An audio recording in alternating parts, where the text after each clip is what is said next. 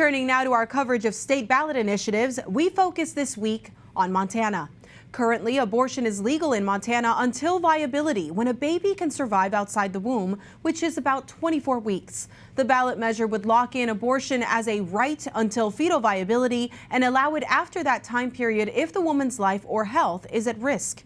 Bishops released a statement through the Montana Catholic Conference warning Catholics that the Constitutional Initiative 128 would legalize late-term abortions of babies who feel pain, abortion of babies who have been partially delivered, and abortion by dismemberment. Matt Brower, director of the Montana Catholic Conference, speaks with us now from Helena, Montana, to talk about work to get the pro-life message out. Matt, welcome to the show. I've seen the quick reference document that you gave us that breaks down this amendment. Are you handing these out at parishes? Some parishes are, but actually we've gone a step beyond. The bishops in Montana decided that this is such an important issue and it's so essential that we get the word out regarding this amendment that they have taken to mailing this fact sheet along with their statement and the entire text of the amendment to every Catholic household in the state. So we've tried to get those in the hands of every single person that's in our pews, those who are going to be voting or not, just to know what this actually is and what's at stake. And how else have you been combating the lies or misinformation that's coming out of the campaign surrounding the abortion ballot amendment?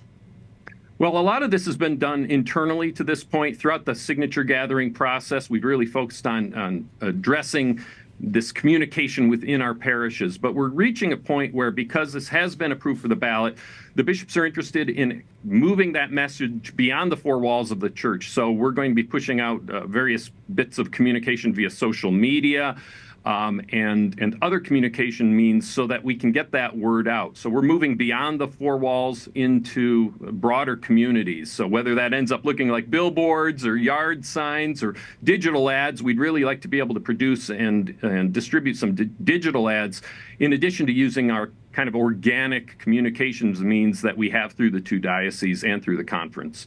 Well, now, Montana Governor Greg Gianforte has signed multiple pro-life bills into law in the state, including one that forbids the use of taxpayer dollars to fund elective abortions, and another that protects babies born alive following botched abortions, as well as restrictions on dismemberment abortion of babies, and other bills that protect doctors' and nurses' rights of conscience not to perform abortions. Are these laws, all of these great pro-life protections, are they in danger if this ballot passes?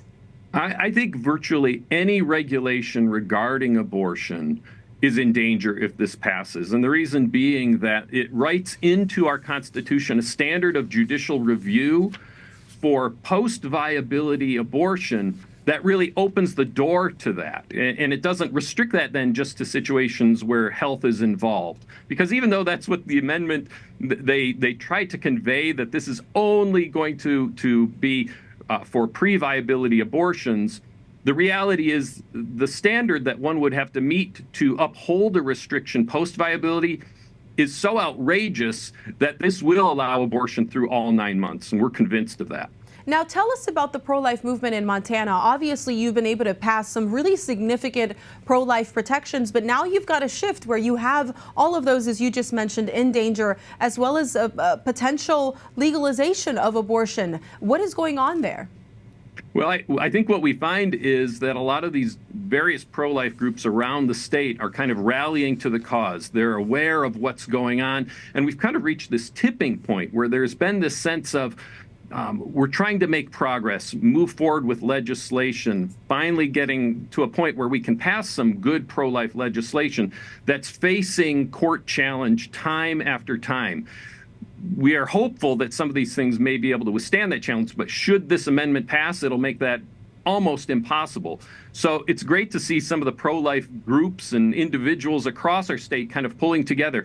I've never seen an effort that has united just in the Catholic community, Catholics across our state, the way this has over the last 4 months or so. And that's really due to the leadership of the bishops and their sense that this is a time that we can't afford to not be engaged. And so they've made that clarion call for people to step forward. So it's actually a moment of evangelization. It's been a wonderful thing to see. Well, that's certainly important. One last quick question. Are you optimistic that you'll be able to protect life? I am, and the reason being, when we've kind of tested the message here, and when we've been able to explain to people what this amendment will do, then they're almost across the board questioning whether or not this is really something Montana needs. They see all this out-of-state funding. They understand that most people don't want late-term abortion. Most people don't want parents cut out of the process of even being notified when their minor child has an abortion or is seeking one. So that message, the truth of what this does, resonates with the people across our state. I'm hopeful because if we get that message out, we're going to win come November. Well, we'll be watching that carefully and praying for your success. It would be a turning of the tide for these abortion amendments around the country. Thank you so much. Thank you. I appreciate it.